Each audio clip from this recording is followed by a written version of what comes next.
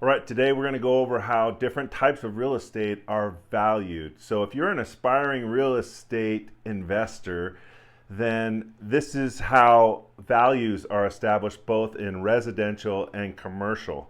But the reality is that a lot of people even watching this video won't take the first step and get into real estate investing. I'm sorry, but that the statistics don't lie.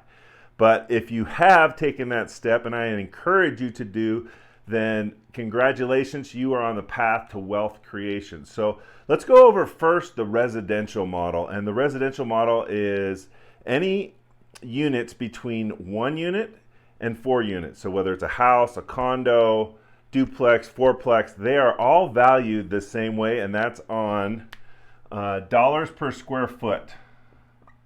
Okay?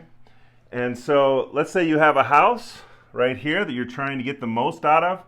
So what it'll do is how it establishes value is on the 3 most recent sales within a certain proximity. Now it's a big generalization. There are some other compensating factors, lot size, condition of the house, and all that. So what is it that you can control? Can you control the sales of what these other houses did to impact your house?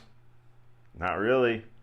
But you can take your house and make sure that it is at the top tier of the value, so it's not docked any dollars per square foot for having some kind of blemish or needing paint or some kind of mechanical structure or whatnot. So that's the residential model, okay? So the goal there is to go into a neighborhood and buy the worst house, find good, one that has good comps, and make it as nice as the nicest house, and you will have a great delta and spread there. So, and then fix it up, put in some sweat equities, paint goes a long way. I'd be happy to work with you on what levers to pull. And then as you get into your real estate investing journey, you evolve into this commercial. If you want to take that step, it can be very lucrative. And so how those values are established, those are by cap rates and NOIs, and the commercial world has all these acronyms and sophisticated terms and formulas and all that stuff, but really it comes down to how much the property makes, what expenses are against the property. It gives you this factor, it's called NOI, or net operating income, and then in an area it has a cap rate, and the cap rate is the expected return on your capital in a certain area. Different areas have different cap rates. And so I just pulled up the one for Tempe, Arizona. It's about 5% for small multifamily. And so let's say you purchased this first property, that you purchased this property for $1.2 million based on the fact that it generates $100,000 in revenue, it has $40,000 in expenses against it, and it generates $60,000 in cash flow, in net operating income. Okay? So it's valued at $1.2 million. Now, if you are able to control or acquire this property, and you're able to just even increase rents, this is going to be a 5 unit. Let's assume it's a 5 unit because it's got to be in that commercial space. You increase rents by $50 a month, $100 a month. It adds up quickly across all of the units. And then you're able to maybe up here you also charge for laundry or parking, or find some other way to monetize the property. Any little bump here does a lot for the overall value, and you'll see that here in a second.